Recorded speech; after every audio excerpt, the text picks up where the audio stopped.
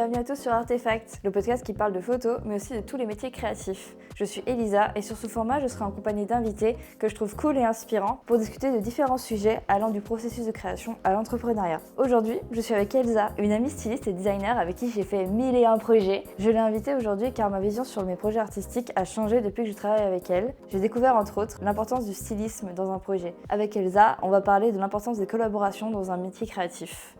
Je m'appelle Elsa, je travaille dans la mode. Pour me présenter, je dirais que je suis un couteau suisse puisque je fais pas mal de choses entre plusieurs activités. Donc je fais de la création de vêtements upcyclés, je fais également du stylisme, plutôt sur des projets éditoriaux, du modélisme. Je crée des patrons pour moi mais aussi pour d'autres marques. Et je fais de la formation aussi au métier de la mode dans des institutions, des écoles, voilà, pour les personnes qui veulent apprendre un peu les différents métiers. Et sinon, d'un point de vue plus personnel, je dirais que je suis passionnée par l'art, par les belles matières, par tout ce qui est fait à la main, par les belles choses et les belles personnes. Voilà, et je te remercie de m'inviter aujourd'hui. Moi je suis ravie aussi. Alors aujourd'hui on va parler des collaborations. Oui. Et la première question que j'aimerais aborder, c'est la définition d'une collaboration. Qu'est-ce que c'est? C'est quoi l'intérêt d'en faire? Moi je trouve qu'une collab quand tu débutes, c'est vraiment génial parce que ça permet d'échanger avec d'autres personnes et de progresser. Parce que quand tu fais des collabs, généralement c'est avec des gens qui sont entre guillemets sur le même niveau que toi. Ce qui fait qu'on apprend à plusieurs et du coup on s'élève tous ensemble. Alors que demander une collab à quelqu'un qui est déjà installé, du coup elle a rien à gagner. Non. À faire une collab avec toi en fait, parce que sinon ça s'appelle une prestation. Du coup, quand on débute, je trouve que les collaborations c'est très très utile parce que ça permet aussi de se faire un cercle, tout simplement, à créer des liens avec des gens et apprendre de d'autres métiers. Et il y a aussi les collabs où il ne faut pas se faire avoir. Oui.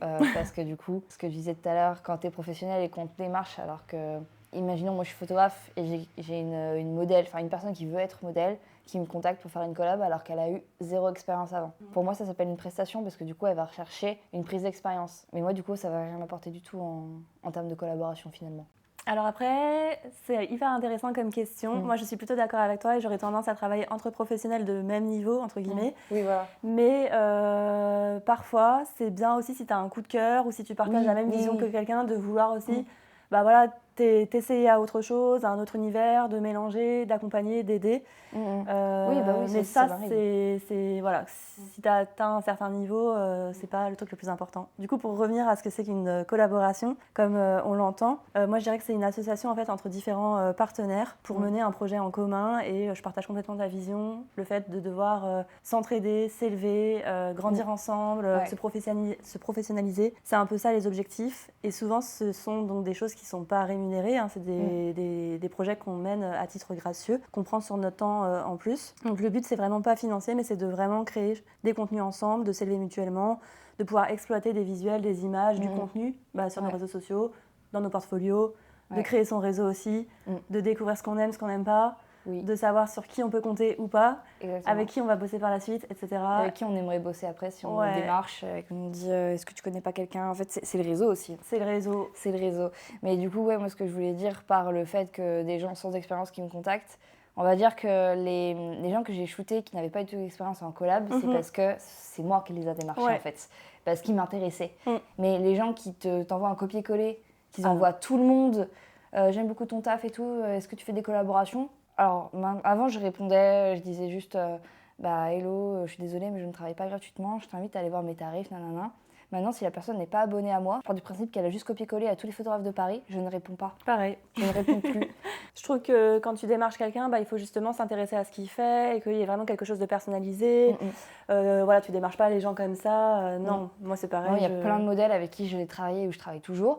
Des gens à la base, on a sympathisé sur Insta, tu vois. Et du coup, le lien s'est fait et du coup, ça s'est fait tout seul où je leur propose un projet parce qu'en fait, la personne est intéressante, genre humainement, et j'en parlerai un petit peu après de ce que ça m'apporte maintenant des collabs. J'ai pas envie de faire des photos d'une modèle qui, par exemple, ne parle pas du tout avec moi, tu vois. Genre, quand je fais une collaboration, en fait, pour moi, c'est du plaisir. Il faut que ce soit un bon moment pour tout le monde. Et le truc, c'est que on est assez d'humains sur cette terre pour trouver des gens avec qui on a envie de collaborer. Voilà, quoi, on peut pas faire avec tout le monde. Non.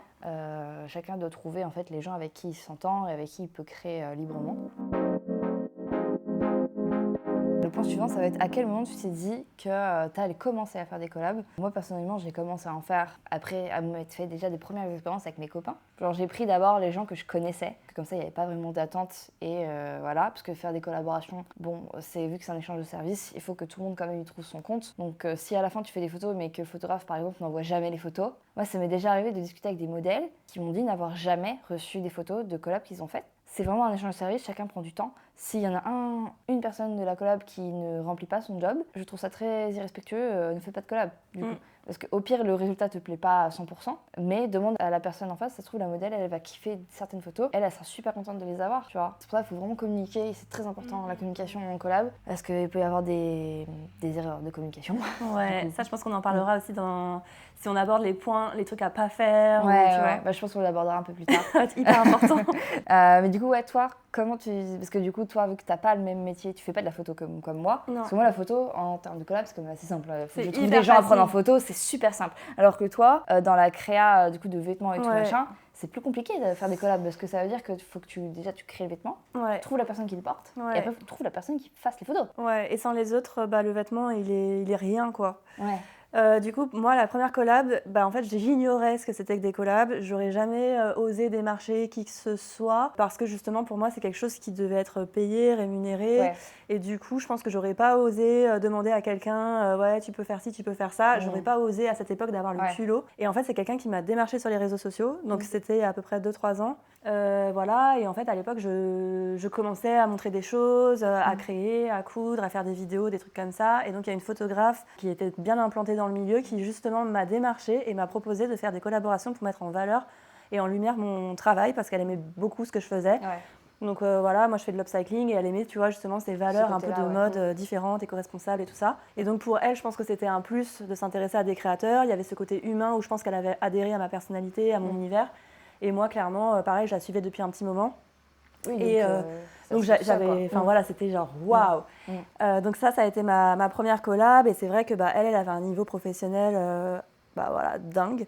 Et donc c'était super. Pour moi, ça a été hyper formateur. Et même en termes d'image, ça m'a permis tout de suite d'avoir une bonne image de marque dans mes vêtements, etc. Et c'est aussi ça qui a fait qu'après, j'ai lancé ma marque de vêtements où je me suis dit, voilà, ça prend forme. Et je pense que voilà, une action mène à une autre action. Et donc, c'est cette première collab qui a fait émerger plein d'autres choses par la suite. Moi aussi, mes premières collabs, en fait, vu que je sais pas si j'appelle ça des collabs d'avoir pris mes potes en photo parce que du coup, je les connaissais.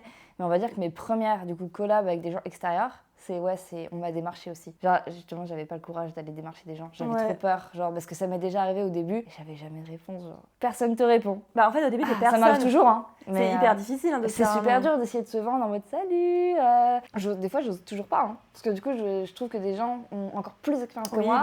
Donc je me dis, ah non, je vais pas lui proposer un truc, donc j'attends qu'on vienne me voir. Ouais, mais bon, des fois, il faut quand même y aller. Et en fait, moi, ce que j'ai appris de ça, c'est que finalement, le culot, ça paye. Il faut y aller, il faut oser. Ouais. Il faut toujours essayer de donner le meilleur de soi, même si on fait pas grand-chose avec des petits moyens. En fait, c'est toujours voilà, de faire de son mieux. Mais du coup, démarcher les gens, c'est aussi s'intéresser à eux avant. Ouais. Et du coup, après, moi, j'ai compris comment ça marchait. Je me suis dit, ok, en fait, si on me démarche, moi aussi, je peux démarcher. Je ne suis pas obligée de dépendre de telle ou telle personne. Je peux choisir aussi d'autres personnes avec qui travailler. Et donc là, j'ai commencé à faire une espèce de veille sur les réseaux sociaux. Donc c'est pareil, c'est quelques mois plus tard après ça. C'est d'ailleurs à cette époque où j'avais repéré ton compte. Parce que Elisa, en gros, c'est quelqu'un que j'avais repéré sur les réseaux depuis longtemps et avec qui je voulais bosser. Voilà, pour ceux qui nous écoutent et qui ne savent pas, notre petite histoire. Et très belle histoire, oui. Voilà. Et du coup, donc après, voilà, j'ai entamé une veille sur Instagram avec les personnes avec qui je voulais bosser. Voilà, les gens qui m'intéressaient, envers qui aussi je me reconnaissais. Après, j'ai commencé à les démarcher. Voilà, via Instagram. J'ai fait des stories aussi pour avoir des collabs, des trucs comme ça. Et franchement, comme tu as dit tout à l'heure, dans le monde de l'image, tout le monde veut avoir des belles images, tout le monde veut se montrer, etc. Enfin, maintenant, c'est super simple de faire un appel pour avoir des profils et après, tout simplement, discuter. Parce que moi, il y a plein de gens avec qui j'ai travaillé. C'est des gens, en fait, où j'ai discuté pendant...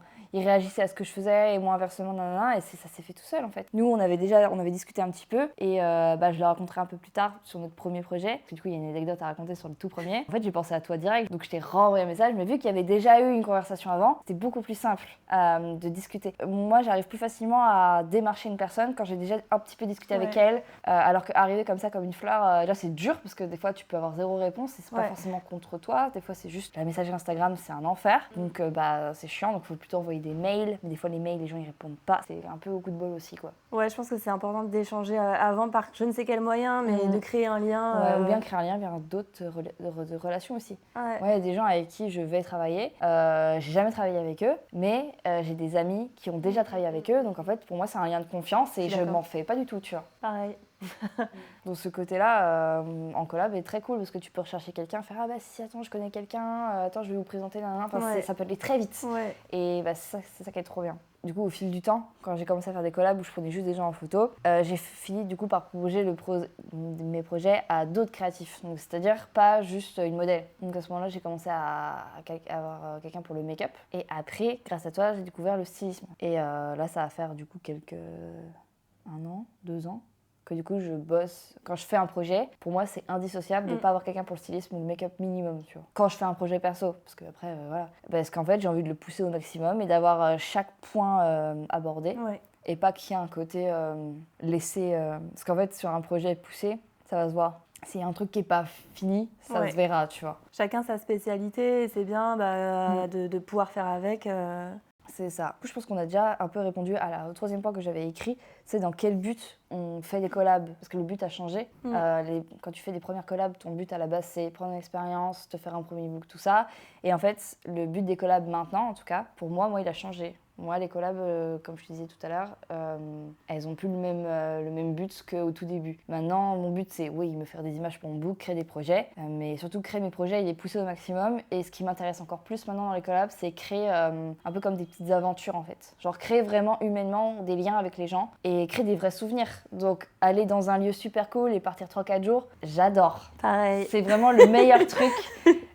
Pour les collabs en tout cas, donc ça prend du temps, ça prend de l'argent et c'est pour ça aussi que j'en fais moins parce qu'en fait voilà, ça me coûte plus d'argent, ça prend beaucoup plus de temps à créer, alors qu'en fait quand tu vois les images tu fais c'est super simple, ils ont été sur tel endroit, ils ont fait des petites photos machin, sauf qu'on se rend pas compte du temps qui est passé pour trouver le lieu, démarcher toutes les personnes, faire concorder les pour faire concorder les calendriers de tout le monde et après il y a aussi toi par exemple, le stylisme. Ça se fait pas par un claquement de doigts, en fait, les tenues. Hein, on se rend pas compte pour créer des images, mais tout est pensé. C'est des jours et des jours de travail. C'est ça. Et puis, tu travailles par rapport, je prends l'exemple là, mais tu travailles sur un profil précis d'une modèle qui sera choisi pour le projet. Si au dernier moment, on change la modèle, ça change tout. Ça change tout. Alors, des fois, tu peux avoir des très bonnes surprises. Mais très souvent, ça fait chier. Parce que du coup, t'as l'impression que ce sera pas aussi bien que ce qui était prévu. Du coup, ça met tout le monde un peu dans l'inconfort. Alors, tu peux avoir des très très bonnes surprises. J'en ai plein. Les collabs d'avant, en fait maintenant, j'ai beaucoup plus priorisé comme toi, je pense, la qualité à la quantité. Je pense que quand je démarrais, je voulais à tout prix faire des images, faire du contenu, poster des choses tout le temps. Je fais ça aussi, mais je crée plein de projets tout le temps en fait du coup. Tester plein de choses, apprendre, et j'acceptais plein de projets, même des choses en fait qui correspondaient pas à ma personnalité ou à mon ADN. Et j'ai regretté parce que je me suis dit en fait là t'as fait pas les bons choix. Enfin voilà, ça t'apportait pas. Ça m'apportait rien et c'était pas des choses que je pouvais exploiter. Donc voilà, ça c'est des choses par exemple que je ne fais absolument plus aujourd'hui. Et maintenant mes projets j'ai beaucoup moins besoin d'en faire parce que voilà mon contenu. T'en as assez en fait. Il est là. Voilà, donc j'en fais beaucoup moins. Mais je vais collaborer beaucoup plus sur des projets vraiment coup de cœur. Je vais essayer de travailler avec des professionnels. Ou si je travaille avec des gens qui démarrent ou qui se lancent depuis quelques temps, ça va vraiment être des gros coups de cœur. Mais sinon, je vais plus travailler avec des pros, que ce soit efficace, qu'on puisse aussi se challenger. Enfin, pour moi, aujourd'hui, c'est un peu ça l'important. C'est de se fixer des objectifs plus poussés. C'est plus de la création juste d'images pour montrer des choses. Oui, c'est juste pas pour faire que des photos, c'est pour montrer d'autres choses. J'ai besoin qu'il y ait du sens dans ce qu'on fait. J'ai besoin de créer de l'humain aussi comme toi. Et bon, après, c'est pas un mystère. Hein. C'est pour ça que j'aime travailler avec toi. Mais voilà. On va parler d'une première anecdote qui s'est passée l'année dernière, donc en 2022, je crois. C'était il y a 1 an. C'était l'automne dernier, non ? Enfin, l'hiver dernier, l'automne, oui, c'était novembre. Donc c'était en octobre 2022. Nous sommes allés en Dordogne avec une petite équipe, donc on était 5. Ah, 5, oui, parce qu'on était dans ma voiture. On était dans ta voiture et ta voiture était pleine, donc on ne peut pas être 6. Ouais, on était 5. Donc il y avait toi et moi, pour moi la photographe, toi le stylisme, il y avait Emma pour le make-up. Et il y avait du coup Maëva pour la modèle et il y avait aussi Cléo pour la vidéo.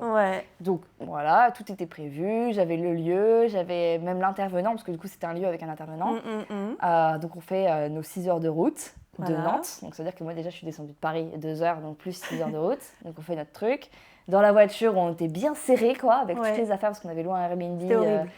Non, c'était marrant. Non, franchement, ce qui était derrière, c'était horrible. C'était rigolo.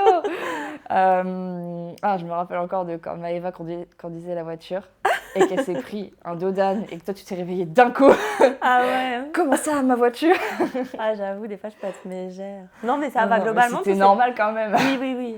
Et en fait, on est arrivé du coup sur le lieu, on est arrivé la veille. Et malheureusement, le temps était bon la veille. Sauf que le matin même, en me levant, le temps s'était dégradé. Et là, c'était la catastrophe. C'était la catastrophe. Parce qu'en fait, j'étais la première à me lever. Donc, je me lève. Et là, je vois un petit SMS du petit monsieur qui devait nous accueillir. Comme quoi, ce ne serait pas possible de shooter, mais pendant tout le week-end. Parce que impossible de faire ce qu'on voulait. Impossible. Mais bon, si on trouvait des solutions, impossible. Du coup, il m'a dit, je suis désolée. Du coup, je fais, ah ouais, moi aussi, je suis désolée. Mais ça veut dire que là, on a fait 6 heures de route. J'ai amené des gens à l'autre bout de la France pour que dalle. J'étais dévastée. Et c'est à ce moment-là que tu t'es levée et que tu m'as trouvée en pleurs. Et je me suis dit, ok, il y a un problème. Qu'est-ce qui se passe? Donc on est sortis acheter des pains au chocolat. Oui, on a fait plusieurs boulangeries parce que c'était fermé, vu qu'il n'y avait rien là-bas. Mais on a toujours aimé les bons petits déj et malgré les problèmes, les choses comme ça, bah voilà, on s'est dit en fait là on n'a pas le choix et voilà. On va prendre l'air. Peut-être 2 heures à peu près pour redescendre mon truc, parce que moi c'était vraiment. Pour toi c'était compliqué. C'était un désastre. Moi c'est vrai que j'étais un peu plus en mode bah en fait ça fait partie de la vie et moi je m'en voulais. Même si c'était la météo, je le prenais personnellement en mode c'est ma faute. Bah, genre j'aurais dû le prévoir, tu vois. Alors je l'avais prévu, mais j'ai choisi d'y aller quand même. Je me suis dit, vas-y, j'ai toujours eu de la chance, pourquoi maintenant, là, je devrais annuler mon truc? Et ça, quand tu shootes en extérieur et tout, en fait, ça fait partie du quotidien. La météo, c'est une chance sur 2, tu sais pas, il faut l'accepter. Donc du coup, on est parti chercher nos croissants. Voilà, et il faut qu'on trouve un plan B. C'est pas possible d'avoir fait 6 heures de route pour rien. Sauf que du coup, le shoot devait être le matin même et on repartait le lendemain midi moi j'avais un train de 18h à Nantes, enfin voilà, on était obligé de partir au moins à midi 30 de là-bas. On avait très peu de temps, voilà. Donc on a trouvé une nouvelle idée qui était dans des très beaux jardins du coup en Dordogne, qui était quand même à 1 heure de route, parce que évidemment j'avais pris un Airbnb à 1 heure de route. Perdu. Voilà. Et c'était bien, il y avait une piscine, on a pu quand même profiter. Moi j'ai pas été dans la piscine, mais. Moi après j'ai profité quand même avec tout. Oui. Donc voilà, donc on y va, donc on les appelle, on leur demande si c'était possible de faire des photos. La dame de l'accueil nous dit oui. Franchement trop bien. Voilà, on arrive, on nous dit que non finalement, il faut une autorisation. T'en souviens pas de ça? Moi j'arrive en mode on n'a pas le droit. Et en fait non, c'est qu'ils ont eu des soucis avec d'autres photographes un jour qui ont un peu trop abusé du truc. Et donc maintenant il fallait une autorisation. Sauf qu'on était un week-end, donc la propriétaire des lieux n'était pas forcément là pour donner son accord. Donc voilà, on était un petit peu d'accord. En fait les appareils photo et les drones étaient interdits. Donc même si on voulait essayer, c'était pas possible. Donc du coup, la dame de l'accueil, elle a été quand même super gentille parce qu'elle a donné mon numéro à la propriétaire des lieux, qui du coup m'a rappelé 10 minutes plus tard. Et en fait, pour l'anecdote, j'avais créé mon site web, j'avais fini de créer mon site web 1 semaine avant. Donc ça veut dire que ça faisait 1 semaine que mon site web était publié. Et en fait, mon site web m'a sauvé les fesses, parce que ça a donné confiance à la dame. Parce que j'aurais eu que Instagram, je pense qu'elle aurait eu peur. Alors que là, j'avais mon site web, et du coup, il y avait un à propos, il y avait plein de choses qui parlaient de moi. Et elle m'a dit, votre site web, il m'a donné confiance en vous, j'aime beaucoup ce que vous faites, je vous donne mon accord pour que vous puissiez faire des photos demain matin. Les jardiniers seront là pour vous aider J'étais super contente. Donc on a pu avoir notre plan B, magnifique plan B d'ailleurs, parce qu'en fait finalement on a l'impression que c'est le projet initial. Oui, ça a trop bien marché. Ça s'accorde hyper bien. Donc tu vois, les surprises des fois c'est comme ça, mais des fois voilà, là on a eu de la chance. Donc on a shooté en 20 minutes top chrono, parce que voilà, il y avait le temps de préparation, tout ça, et à 12h30 il fallait qu'on se casse. Donc on a fait ça. En plus il faisait pas très très beau. Non. Mais franchement ça l'a fait, on n'a pas eu de tempête non plus. Et donc ce projet, vu qu'il y a eu l'expérience, le fait qu'il y a eu des rebondissements machin, en fait j'y suis attachée, parce qu'il y a eu une expérience, parce que humainement il y a eu quelque chose, parce qu'en fait tout le monde a bien suivi le move. Ouais, et puis on s'est tous bien entendus, on a échangé, on n'a pas paniqué. Il y avait que moi qui paniquais en fait finalement. Oui, mais du coup ça t'a apaisé, et en fait ça a été très chill, et on se connaissait, mais on se connaissait pas tous, mais voilà, il y avait un... Moi je connaissais quand même Cléo et toi. Ouais. Emma, je sais plus si c'était le projet. Moi j'avais déjà bossé avec Emma sur un autre projet. Donc il y avait quand même des liens, tu vois. Donc en fait c'était très fluide. Humainement tu peux pas savoir comment réagissent les gens avant même de vivre des choses, donc t'as des bonnes ou des mauvaises surprises, tu vois. Mais là en l'occurrence c'était très très bien. Pareil, c'était une très bonne expérience. Moi, j'ai adoré les montagnes russes et le fait de chercher des solutions dans des problèmes, dans des machins. Bah, voilà, je trouve ça rigolo. Du marché des lieux qui disent « Ah, ça pourrait être possible, mais pas maintenant. Ah oui, mais nous, c'est maintenant. » Parce que d'habitude, moi, je me prends tellement en avance que du coup, je contacte et je donne pas de date. J'attends que les lieux me donnent leur disponibilité, machin. Alors que là, t'arrives, tu imposes tes trucs en mode « Moi, je veux que ce soit tout de suite dans 3 heures. Ça fait peur, très très peur. Très contente d'avoir eu ce projet. Donc après, on est rentré, on a fait une 6 heures de route. C'était très long. Ah, le retour, il était horrible. Ouais, parce qu'il pleuvait, c'était l'enfer. Le 4e point, et pas des moindres, les red flags des collabs. Parce que c'est bien beau les collabs, mais il y a aussi des choses qui ne sont pas, entre guillemets, acceptables en collab et qui, du coup, sont pas assez normalisées. Enfin, je sais pas comment dire, mais il y a des comportements, des fois, en collab où moi, c'est déjà arrivé que je discute avec des photographes qui me disent « Ah, c'est trop bien, t'arrives à faire des projets avec des modèles et tout, machin. Moi, on me laisse tout le temps tomber. » Je fais « Comment ça ?» Je fais « Bah, moi, j'ai déjà payé des billets de train à une modèle et tout, machin, et 2 jours avant, j'avais plus de nouvelles et elle est jamais venue. » Je fais « Comment ça ? Ça m'est jamais arrivé. Et je touche du bois pour que ça ne m'arrive pas. » Mais franchement, ça m'angoisse. Parce qu'en gros, tu peux avoir plus envie de faire une collaboration. C'est tout à fait louable. Tu peux avoir des soucis de santé, des soucis personnels, avoir juste plus envie. Tout à fait normal, ça reste humain. La meilleure chose à faire, c'est communiquer, en fait, c'est le dire. Après, il y a aussi des collabs où il y a des engagements à tenir, parce que des gens s'engagent, dépensent de l'argent. Moi, des fois, j'avance des frais. Toi, tu avances des frais souvent dans les matières et dans ton temps. Si on te laisse tomber, en fait, le truc, c'est que ça va où après, tu vois. Donc, premier red flag, les gens qui mettent des plans, qui te laissent tomber et qui sont pas fiables. Voilà, les gens pas fiables. Ça, tu peux pas le prévoir en avance. Mais si on te le fait une fois, potentiellement, ça veut dire qu'il ne faut pas rebosser avec. Sauf s'il y a vraiment une bonne raison. Et voilà. Oui, s'il y a des bonnes raisons, franchement, ça va. Tu vois. Mais il y a beaucoup de gens qui mettent des plans. S'il n'y a pas de réponse, franchement... En fait, le truc, c'est qu'ils ont tout à perdre à faire ce genre de choses. Parce qu'en fait, professionnellement parlant, après, en fait, c'est pas comme si on discutait pas entre photographes. Hein, c'est pas des gens sérieux, hein, de toute façon. C'est pas comme si tu fais un mauvais plan à quelqu'un, son pote en face va pas le savoir. Bah si, il va le savoir et il voudra pas travailler avec toi non plus, tu vois. Donc en fait, c'est pas... En fait, une mauvaise action n'est jamais isolée. Tu vois, il y a des répercussions. Moi, j'estime que c'est des mauvaises actions si tu fais la morte, tu vois. Dans le côté humain aussi, moi je dirais, justement comme on a dit, c'est important d'échanger. Et si pendant les échanges je sens un manque de respect, un manque de bienveillance, une personne qui veut tout diriger, etc., ça pour moi c'est rédhibitoire. Je peux pas bosser dans ce climat-là. Je trouve qu'il faut vraiment un climat qui soit agréable. Même d'échanger un peu, même si, j'avoue, je décide beaucoup, moi quand même. Oui, mais tu as la manière de le dire et c'est normal. Puis j'aime bien laisser quand même un petit... En fait, je vais, on va dire, valider des choses, mais j'aime bien justement qu'on me propose des trucs, tu vois. En fait, je pense que je vais pas faire une commande, tu vois, grosso modo, tu vois. Faut pas être dictateur et il faut que chacun puisse aussi s'exprimer. Après, c'est normal aussi de dire ses idées parce que sinon ça part dans tous les sens et le truc n'a pas de sens. Mais voilà, c'est plus... Ne pas être bridé. Ne pas être bridé. En fait. Et la manière de dire les choses, je trouve que c'est hyper important de faire preuve de bienveillance et d'empathie avec les gens avec qui tu bosses. Quoi. Moi, quand je crée un projet, souvent, quand je commence à en parler, c'est que déjà, ça fait déjà plusieurs semaines, enfin pas mal de temps qu'il est en projet dans ma tête. Donc j'y suis déjà attachée, entre guillemets. Donc quand je contacte des gens pour leur proposer le projet et qu'ils acceptent et qu'ils sont déter, je pars du principe que faut être peut-être pas aussi motivé que moi, mais il faut être un minimum motivé du truc. En mode quand j'ai des updates, c'est quand je suis super contente des updates, faut réagir un peu, tu vois. Genre, j'allais dire c'est le minimum, mais des fois ça réagit pas. Genre. Ouais, des fois ça réagit pas et c'est difficile quand ça réagit pas parce que t'appréhendes vachement le shooting. Parce que du coup tu sais pas si les gens ils aiment ou pas. Ouais. Tu dis mince, s'ils communiquent pas avec moi, j'ai envie que ça leur plaise aussi parce que ça reste une collaboration, donc il faut que ça apporte à tout le monde. Il faut que le travail de tout le monde soit mis en valeur. Par exemple, moi en tant que photographe, quand du coup j'ai styliste et tout machin, je fais des photos pour moi, pour mettre en valeur mon taf et tout machin, mais je fais aussi par exemple pour le make-up, des photos plus close-up et tout machin pour mettre en valeur le maquillage, toi pour mettre en valeur les vêtements, en gros, pour que tout le monde y trouve vraiment son compte, parce que chaque personne ne va pas vouloir mettre la même chose en valeur dans le projet. C'est ce juste milieu-là aussi, et tu vois, les photographes qui par exemple n'envoient jamais les photos, j'arrive pas à comprendre moi, j'ai jamais ce qui se passe dans leur tête en fait. Je me dis mais il y a des gens qui ont pris du temps, même si c'est juste une modèle, elle a pris du temps, et modèle c'est un vrai métier.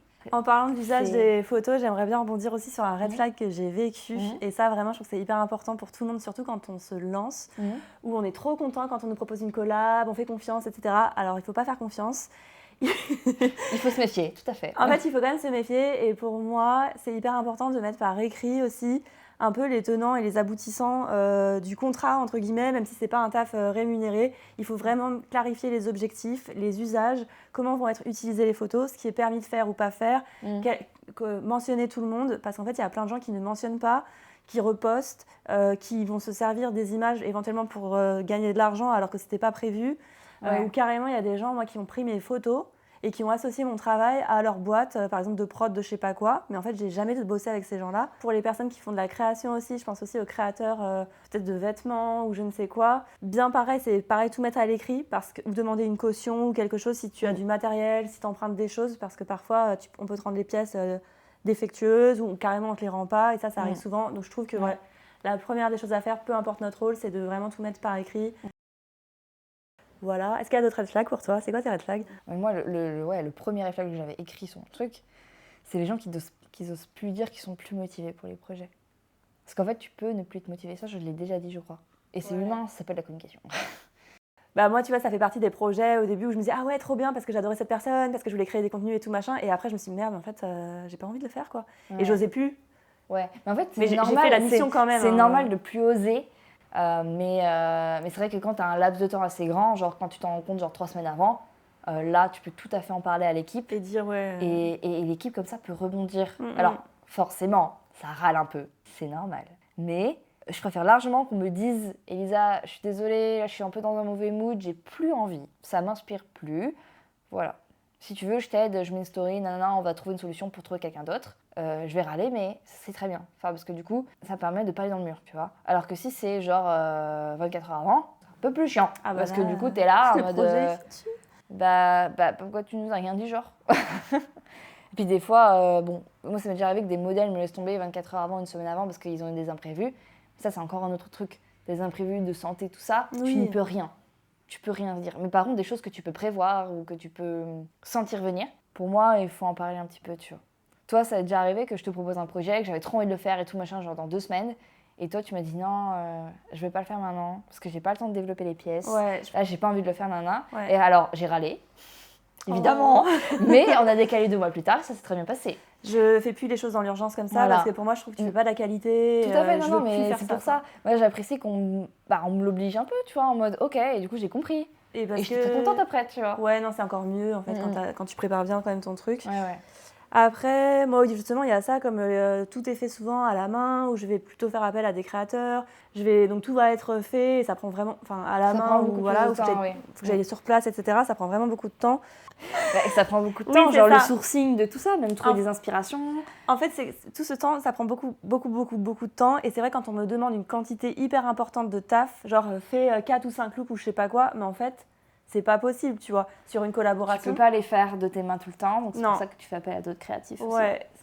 Et c'est comme ça d'ailleurs que les prestations de stylisme ont démarré, c'est que j'étais pas en mesure de pouvoir tout faire de mes mains, de ma marque, etc. Et donc j'ai commencé à faire ça et j'ai trouvé ça trop bien aussi de créer du lien avec d'autres personnes et de les inclure, et que ce soit vraiment vertueux. Et voilà, donc maintenant quand on me demande trop de trucs, en fait je dis non parce que aujourd'hui j'ai plus besoin de produire autant de choses. Et puis c'est trop quoi, le temps c'est précieux et faut savoir dire un peu non parfois. Aussi, oui. En fait il faut être raisonnable. Et puis la priorité aussi, ce qu'il faut dire par rapport au collab, donc c'est super, mais c'est pas la priorité de notre vie. La priorité c'est vraiment le reste, notre job, voilà. Donc c'est aussi pour ça que c'est bien d'en faire. Mais il faut que ce soit dans notre intérêt quand même. C'est pour ça qu'accepter n'importe quel collab tout le temps, en fait, le truc, c'est que récemment, une agence m'a démarché pour le lendemain. Et la condition, c'était tagra en story, en post. Ah non, merci.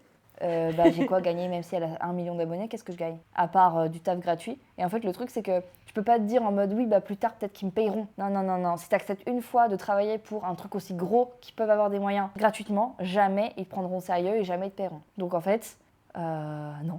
Du coup, pour résumer les collabs, en gros, c'est bien quand tu démarres, mais quand tu démarres, tu t'en fais beaucoup pour te faire ton avis, ton expérience. Et après, plus tu évolues, plus elles sont sélectionnées, plus elles sont raisonnées, et plus en fait elles sont plus poussées, tout simplement. En fait, après ça dépend du type de photo. Moi, en tout cas, elles sont plus poussées, donc ils me prennent plus de temps. Mais j'ai des amis photographes où eux, les collabs, c'est beaucoup plus chill par rapport à leur taf, ce qui fait que c'est des trucs un peu plus lifestyle, sur le feeling, nanana. C'est hyper cool. Mais moi, du coup, c'est ce que je faisais avant. Et Ouais. du coup, je le fais beaucoup moins. Parce que maintenant, j'aime bien réfléchir à mes idées. Nanana, et Pareil. chaque personne fonctionne différemment. Donc, c'est Ouais. pour ça que, du coup, chaque créatif a sa façon de faire. Donc, moi, je parle de mon expérience, mais ça ne veut pas dire que c'est universel, tu vois. Je voulais terminer par une anecdote, qui est l'anecdote de notre tout premier projet, Elsa. Est-ce que tu t'en souviens? Je me souviens de ce projet. Ouais. Je sais de quoi tu vas parler. Tu te souviens de la veille du projet ou pas? Alors oui, on était trop contents. C'était la surveille même. On allait se faire un week-end en Normandie. Voilà. Pour Et ceux puis ceux qui du coup sont sur ce podcast et qui me connaissent doivent plus ou moins connaître ce projet-là. C'est le projet au Marité. Donc c'est un grand bateau qui fait 40 mètres de long, qui a 3 mâts, qui a les voiles, les cordes et tout. Enfin magnifique. J'ai pris des mois à trouver ce lieu parce que j'avais une idée, mais trouver un bateau précis, non, c'était dur. J'ai trouvé, je les ai contactés, j'ai pris les billets, nanana. Et le jour où je me suis dit, ah ça y est, il me faut une équipe pour le faire. C'était une croisière de 10 heures. Du coup, je me suis dit, bon, en 10 heures, je vais peut-être pas faire qu'un seul look. Et puis, j'avais jamais bossé avec des stylistes. Donc, je me suis dit, je ne peux pas faire les tenues, genre. En fait, j'ai pas assez, en fait, toutes mes tenues seront pareilles si c'est moi qui fais, tu vois. Genre, ce sera pas riche. J'aurais pas de... Et c'est à ce moment-là que, du coup, j'ai repensé à toi. Parce qu'on avait discuté ensemble peut-être quelques semaines avant. Du coup, je t'ai envoyé mes 3-4 vocaux. Et donc, tu m'as répondu qu'en fait, t'étais déter, nanana. Après, tu m'as dit que t'avais une maison de vacances à côté. ça tombait en trop Normandie. bien. J'étais, mais... Ok, c'est trop bien. Donc, on démarre le projet, on trouve la modèle, Donc, on était vraiment que 3 au départ. On était vraiment... on n'avait pas pris quelqu'un pour le make-up. Ah oui, c'est vrai, ouais. Non. Parce que, bon, déjà, moi, c'était le début. Je m'étais dit, ok, je On me se concentre connaissait sur le 6. Et on connaissait Et pas. on allait donc, chez moi. Et on allait chez toi. Et moi, j'avais peur, hein, tout un week-end avec des gens que je connaissais pas et tout. Moi, j'avais pas peur, par contre. Ah là là, moi, j'appréhendais vraiment, quoi. Tu sais pourquoi j'avais pas peur? Parce que aussi sur ce projet-là, j'avais 2 amis, Mathis et Clamarie, qui étaient venus également sur le bateau, parce que c'est un truc touristique à la base. Ils sont venus juste pour le kiff, parce que c'était hyper cool de faire une croisière de 10 heures sur une journée. Donc, moi, j'étais rassurée parce que j'avais 2 potes qui venaient également. Moi, j'étais pas rassurée et je pense que c'était un des premiers projets comme ça, gros, que je faisais. Et du coup, on arrive sur... donc, c'était un week-end, donc la croisière, le jour du shoot, c'était le dimanche. Du coup, c'était genre de 7h jusqu'à 17h. Voilà. Et en fait, du coup, le vendredi soir, je vais chez toi, à Paris. Ça se passe bien, la rencontre. Ça se passe trop bien. C'était super cool. Voilà, justement, ça se passe trop bien. Donc, on était trop contentes. C'était génial. On prépare nos affaires, nos valises, tout. On descend les valises et tout machin, parce que tu avais un étage. On prend des chocs à pic avec nous. On prend des chocs à pic, important les chocs à pic. genre pour la route et le petit-déj le lendemain. Et en fait, je descends, c'est moi en plus, qui descend la valise du stylisme. Donc, une valise uniquement où il y a que les tenues. C'est pas nos valises nos trousses de c'est que les tenues dans cette valise. Toutes les tenues du Je la prends, je la descends, elle bloque la porte. Donc, du coup, je me suis dit, comme ça, j'y pense, je la vois. Il y avait cette valise et le paquet de chocs à pic qui était dessus. J'arrive, je fais mon dernier aller-retour, je reviens. Ça me fait marrer, je prends le paquet de chocs à pic. Parce que du coup, faut pas l'oublier, le paquet de chocs à pic, je le prends. Et après, on part. Et après, on part, parce que du coup, je l'ai mis dans le coffre, j'ai refermé le coffre, je fais, allez, vas-y, on y va. Et donc, on est parti avec toutes nos affaires et tout comme ça. Voilà, après, on a été chercher, du coup, un des copains qui venait avec nous, Mathis. Donc, trop la fête et tout machin. On fait de la route. On a fait plein de détours dans des petits patelins parisiens autour de Paris. C'était mignon, ça prenait du temps. Je crois qu'on a fait 3 heures et demie de route. 3-4 heures de route, arrivé à Caen. On est à Caen. Arrivé à Caen. J'ai un pressentiment. On commence à se dire, attends, elle est où la valise déjà? Du coup, on se pose la question, elle est où la valise là? Je sais pas, on l'a mis dans le coffre. Bah ouais, on l'a mis dans le coffre. On s'arrête, total access pour voir. On ouvre le coffre. Les chocs à pic. Pas la valise du stylisme. Ça veut dire qu'on avait rien pour shooter. Finalement, j'avais juste mon sac photo finalement. On n'avait rien. Donc c'était le vendredi soir, donc tout allait bien. Et en fait, c'était un peu une mise à l'épreuve parce que mon pote Mathis qui était avec nous, il l'a pris super chill. Je le connais, c'était chill. Par contre, toi, je savais pas comment t'allais réagir. Parce que j'étais là en mode, oh là là, je tombe sur une personne qui, je sais pas si c'est une personne qui va péter un câble. Genre, faut refaire 3 heures de route au retour. Dans la nuit pour retourner à Paris. Donc, et après, il y a eu la panique de la valise, elle est où? Genre, est-ce que quelqu'un l'a pas pris machin? En fait, non, elle était restée vraiment devant. Il y avait des moutons devant chez toi. Oui, j'habitais à la campagne. Et du coup, il y avait juste des moutons qui ont à part les cette voisins valise. et des moutons. Voilà, mais même tes colocs n'avaient pas vu. Je pense que la valise, elle est restée là. Hein. Ouais, non, mais elle n'a pas bougé. Et donc, on retourne, on refait du coup, toute la route dans la nuit. Je me rappelle que j'avais fait... Parce que j'avais du temps devant moi, donc j'avais fait une story time. Et j'avais mis une boîte à questions pour que les gens nous racontent leurs mésaventures. Parce qu'en fait, on était en mode on rigole, mais on avait quand même beaucoup le seum. Donc, je me suis dit, je vais demander aux gens de nous raconter des petits trucs. Donc, on en a eu plein, c'était génial. Donc, comme ça permettait de relativiser un peu. Donc, on dort chez toi. Ouais. Le lendemain matin, 8h, on s'en va avec la valise. On refait la route. Ouais, mais beaucoup plus longue parce qu'il y avait tous les Parisiens qui allaient en Normandie. C'était un long week-end aussi. Ah oui, c'est vrai. Tu te rappelles? Ouais, oui. On a mis 6 heures pour y arriver au lieu de 4. Hein. Ah oui, c'est vrai. Mais en fait, on était tellement chill et contentes. On a mis nostalgie, on rigolait tous, on chantait. Ça s'est très bien passé. Et puis on avait une journée, on avait prévu une journée au cas où pour profiter de battement. Donc cette journée de battement, du coup, nous a servi de temps de route. Et aussi, ce que j'ai pas dit, c'est que le vendredi soir, quand on a fait la route inutilement, là, on avait ton chat. Oh, Jeannot. Petit Jeannot qui était là, lui il était dans sa petite caisse, il comprenait rien, genre pourquoi on a fait 6 heures de route en tout et qu'à la fin il retournait chez lui, quoi. Il a fait un tour de manège, le pauvre petit père, quoi. Et le lendemain, rebelote. Ouais. Le pauvre. Donc, on fait le projet. Après, on retrouve du coup Claire-Marie et Chloé, la modèle, qui sont venues, elle, de Rennes, il me semble. Ouais, c'était ça. Et du coup, on se retrouve du coup la veille. On dort chez ton papa. On a fait un super pique-nique au coucher de soleil la veille c'était trop bien. On avait un peu froid à un moment donné. Ouais. Mais c'était trop bien. C'était pas encore le printemps, mais je crois pas. Non, c'était en avril. Ah ouais. Et on a eu un temps magnifique du coup le lendemain quand on allait à Granville du coup. Pour anecdote, avec Claire-Marie, on s'est pris un pigeon dans notre voiture. Genre vraiment, on roulait et je sais pas, peut-être trop tôt pour ce pigeon. Généralement, les oiseaux, tu sais, ils évitent la voiture. Là, on se les mangeait dans le pare-brise. Après, c'était peut-être l'heure des oiseaux. Je sais pas quelle heure on est parti. Bon, il était tôt. Mais on devait être à 7h au port. Ah oui, donc c'était bien gelé dehors. Donc voilà, et en fait, sur le bateau, on mangeait nos choux à pic, quoi.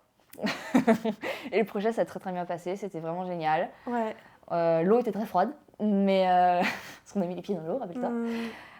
Mais c'était vraiment trop trop bien comme projet, moi j'ai trop adoré. Pareil. Et c'est là que j'ai compris que j'aimais beaucoup les projets avec du stylisme déjà, parce que du coup, les looks, je les connaissais un peu parce que tu me les avais montrés, mais je les ai vraiment découverts sur le projet. Et du coup, ce que je kiffais, c'est que tu nous montrais les pièces et tout. Ça, écoute, c'est tel modèle, tel styliste qui l'a fait, nanana. C'est là que du coup, j'ai connu le travail de Basilia, une autre styliste du coup qui fait des créations en macramé. Et j'ai appris après qu'elle était également styliste. Donc j'ai fait aussi des projets avec Basilia ensuite, parce que j'avais déjà, entre guillemets, indirectement travaillé avec toi. Et puis toi, tu la connaissais déjà, donc du coup, tout de suite, il y avait ce côté-là. Et j'ai trop aimé faire ça. Et c'est à ce moment-là que je me suis dit, le stylisme, c'est vraiment trop important. Oui, tout est important. Sur un projet, je me dis, je ne serais pas autant attachée au projet si j'avais été toute seule avec Chloé. J'aurais été beaucoup moins inspirée, je pense. Parce que là, du coup, chaque tenue, je me suis dit, j'arrive sur le bateau, j'ai regardé tous les coins où je pouvais aller. Je me suis dit, telle tenue sera ça, telle tenue sera ça. Parce que du coup, j'ai pas pu faire de repérage avant. Donc, sur 10 heures, on a eu largement le temps d'exploiter le lieu. Et tout en discutant bien avec les gens qui étaient également en touristes sur le bateau, on a fait des rencontres avec des gens super gentils. Ouais. Moi, j'ai même eu une prestation après ça, de quelqu'un qui s'est souvenu de moi et qui m'a pris une prestation ensuite. Trop, trop bien. Donc voilà, c'était le projet qui a failli être chaotique au départ. Et maintenant, je passe souvent devant le Marité. J'ai toujours une petite pensée pour ce projet. Tu passes devant ? Bah oui, parce que je vais souvent à Granville. Et à chaque fois, je le vois. Et même avant, je l'avais déjà vu avant de faire notre projet. Et je l'appréhende différemment. Ouais. Moi, j'aimerais bien y retourner un jour, le refaire. Enfin, pas forcément refaire un projet, mais refaire une petite croisière dessus, quoi. Bon, il se souviendra pas de nous, mais même l'équipage se souviendra pas, mais c'était trop bien. Ouais, c'était trop bien. C'était trop bien. Et du coup, ce que je vais rebondir sur l'introduction que j'ai pu faire, ça a vraiment changé ma vision dans mes projets. C'est à ce moment-là que je me suis dit, ok, pour mes projets perso, il me faut quelqu'un pour le stylisme. Genre soit quelqu'un qui crée des pièces, mais soit quelqu'un qui crée des looks surtout, par rapport à une thématique. Et en fait, ça m'inspire tellement plus, parce que moi, ce qui m'inspire, ça va être les textures, que ce soit dans le lieu ou les tenues. Et parce qu'avant, ce qui m'inspirait le plus, c'était les textures du lieu. Parce que du coup, la modèle, je dis, on fait avec ce qu'elle a dans son dressing, et puis voilà. Alors qu'en fait, maintenant, les textures des tenues m'inspirent aussi. Bah oui. Et après, tu as aussi les textures du make-up aussi. Enfin, voilà. Maintenant, c'est indissociable pour moi quand je fais des projets. J'adore avoir toutes ces cartes-là à présenter. Et puis même, je trouve que c'est plus poussé et ça tend à ce que je veux faire comme prestation aussi. Donc, du coup, on a terminé. Merci beaucoup. Trop bien. Merci, c'était parfait. On a passé un bon moment. Je te remercie de m'avoir invité pour ce podcast. Et voilà, j'espère que ça vous a plu aussi et que vous allez apprendre des choses. On va apprendre des choses ou juste tout questionner sur pourquoi on fait des collabs et qu'est-ce que ça peut apporter à chacun, tu vois. Donc voilà, merci beaucoup et on se retrouve pour un prochain épisode. Petite intervention avant la fin de l'épisode, je voulais sincèrement remercier ceux qui ont pris le temps d'écouter le premier épisode avec David. Et si tu es encore là, merci aussi parce que l'épisode d'Elsa est un petit peu plus long que celui de David. Si tu as aimé, n'hésite pas à t'abonner et à noter le podcast avec des étoiles, c'est vraiment archi important. J'enregistre ce petit aparté après parce que j'ai complètement oublié de faire ce genre de truc. Tu peux aussi répondre à la petite question sur Spotify, c'est toujours hyper intéressant. Et puis si t'as des remarques ou des questions, mes DM Insta sont toujours ouverts pour discuter. Salut!